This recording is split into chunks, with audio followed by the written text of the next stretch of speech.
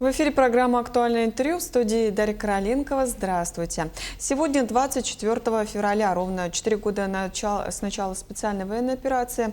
С начала СВО наша республика вносит большой вклад в достижение победы. Работают опорные пункты, помогают волонтеры и добровольцы. Наш гость студии Эрсан Андреев, участник СВО, кавалер Ордена Мужества, медаль России, ЛНР за отвагу, начальник администрации микрорайона Марха города Якутска. Эрсан Акимович, здравствуйте. Доброе утро.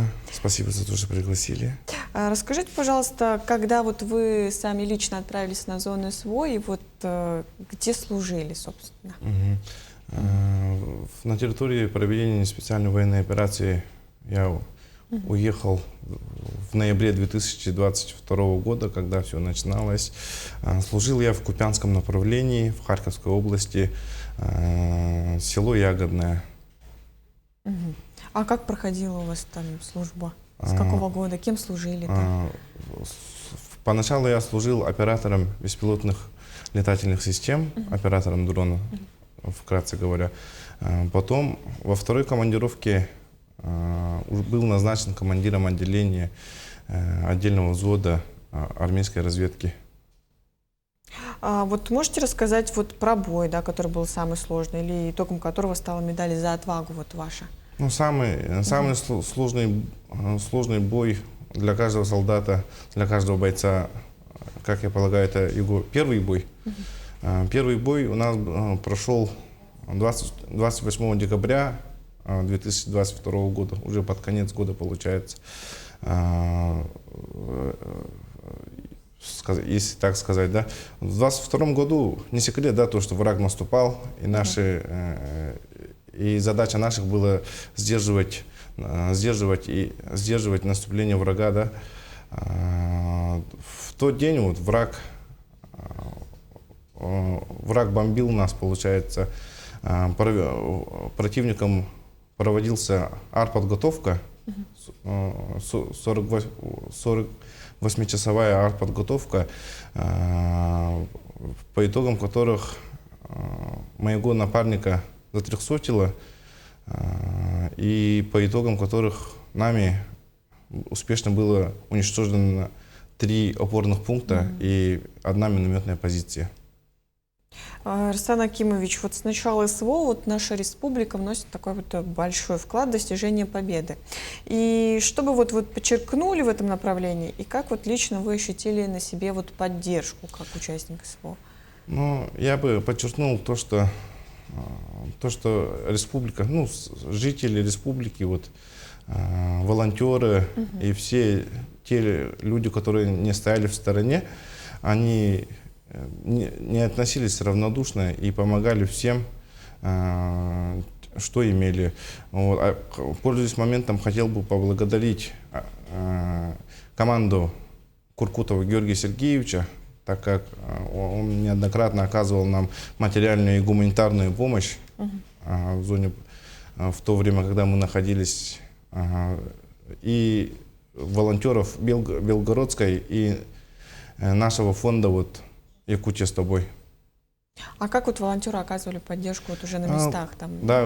Гуманитаркой, дронами. Это я рассказываю из своего опыта, получается. Гуманитаркой, одеждой, продуктами, когда как, дизельными генераторами, дронами, когда как. Отмечают, что якутяне такие более отзывчивые, нежели чем другие, может, регионы. Правда ли это? Да, Якутия находится в числе этих лидеров, так как нигде, ни из каких регионов нету таких опорных пунктов для помощи наших ребят. У нас в данный момент, когда я там был, опорные пункты находились в Кирове и в Новоазовске. То есть они расширяются как-то или обогащаются чем-то? Расширяются. Я не знаю, как у них работает порядок расставления опорных пунктов. Может быть, они опираются от того, где находится большинство наших якутян. Так. Мгм. Вот вы являетесь участником кадровой программы «Якутия. Земля героев», да, и старт которой был дан в феврале вот прошлого года. Исам Николаевна, вот каково ваше впечатление от участия, как вот проходит программа лично у вас? Очень крутая программа. Очень крутая программа, так как из нас готовят руководители новой формации. На данный момент из нас собирают команду, новую команду, новых руководителей. Очень много, очень много техник, передовых технологий пользуются, оказывается, пользуются этими. Ага. Так. А как проходит программа лично у вас? Какие впечатления?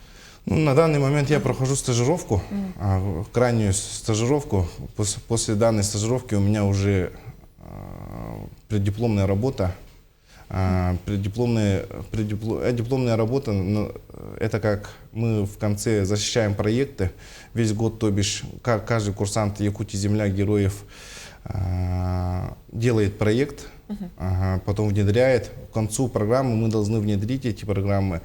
На данный момент у меня проект называется «Повышение эффективности территориальных органов управления», что связано с цифровизацией, внедрением цифровых технологий и новых методов управления персоналом.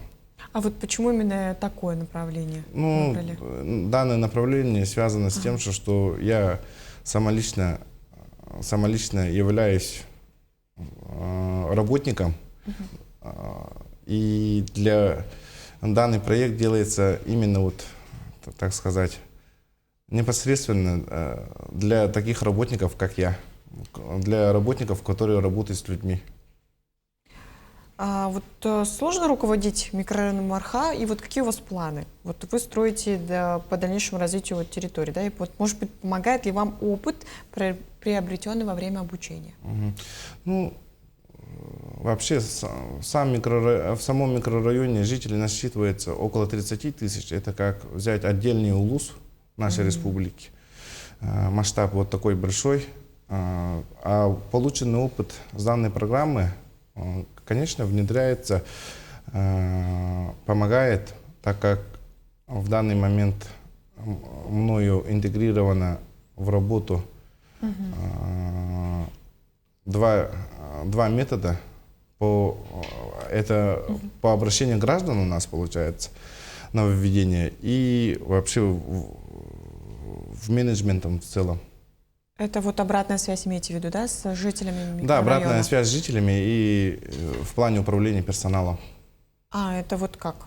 То есть... Внедряются чат-боты, вот эти, для работы, и вообще меняется сама концепция работы внутри организации. А вы это уже применили? Применяется, внедряются, пока окончательных этих результатов нету, результатов пока нету. Но будем идти к результатам. Думаю, к концу этого квартала результаты уже будут у нас. А вот, ну, не сложно, так скажем? Не очень сложно. А как вот вы с людьми общаетесь у вас? Как у вас, с чем чаще всего обращаются жители Мархи? Жители, ну, там ряд разных вопросов, от жилищно-коммунальных до социально-бытовых, и вопросы благоустройства тоже бывают. По вопросам благоустройства и ЖКХ, конечно, вопрос отрабатывается оперативно, но вопросы социально-бытового характера, да, вот, там уже вот нужен индивидуальный подход каждому каждому жителю, получается. Вот так вот. А удается ли им помочь? Частично, да. Ну, в большинстве случаев мы помогаем, но без внимания никого не оставляем. Это вы работаете с ведомственными организациями, да? Да, со структурными подразделениями окружной администрации, республиканского характера подразделениями. Вот так. Ну вот совместно, так скажем, проблему решаете. Да. Может быть, ваши пожелания телезрителям в будущем? Успешной недели. Берегите себя и своих близких. Здоровья вам, так как уже весна наступает, и иммунитет падает. И хорошей недели. Спасибо, Арсен Акимович, что сегодня к нам пришли. Немного было интересно узнать вот жизнь изнутри, так скажем, вот, участника СВО. Спасибо. Спасибо. Это была программа «Актуальное интервью». До встречи.